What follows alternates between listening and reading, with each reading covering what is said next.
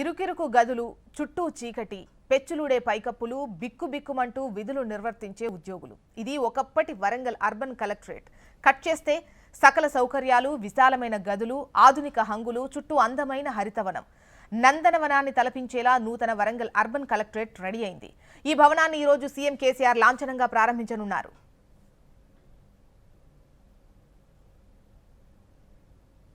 హన్మకొండ సుబేదారులోని పాత కలెక్టరేట్ భవనాలను పూర్తిగా కూల్చివేశారు.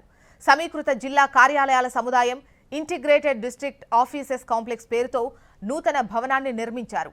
6.73 ఎకరాల సువిశాలమైన స్థలంలో 57 కోట్ల అంచనా వ్యయంతో నూతన కలెక్టరేట్ కాంప్లెక్స్ ను పూర్తి చేశారు. G+2 అంతస్తులతో నిర్మించిన ఈ భవనంలో సుమారు 34 శాఖలు ఒకే చోట కొలువు తీరనున్నాయి.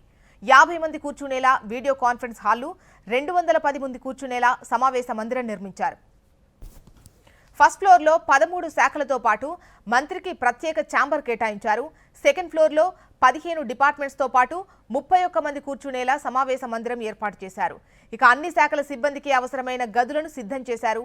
ఇక గ్రౌండ్ ఫ్లోర్లో కలెక్టర్, రెవెన్యూకు సంబంధించిన విభాగాలు ఏర్పాటు చేశారు.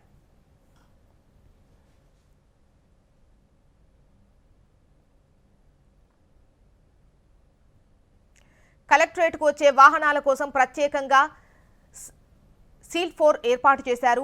వాహనాలు నేరుగా గ్రౌండ్ ఫ్లోర్ కంటే కింద ఉన్న స్టీల్ ఫ్లోర్కు వెళ్లి పార్కింగ్ చేయాల్సి ఉంటుంది. ముందుగా అనుకున్న ప్లానింగ్కు పార్కింగ్ స్థలాన్ని 5 కోట్లతో అదనంగా నిర్మించారు. మొత్తానికి నూతన హంగులతో నిర్మాణమైన కలెక్టరేట్ భవనం వరంగల్ కీర్తి కిరీటంలో మరో కలికితురాయిగా నిలవనుంది.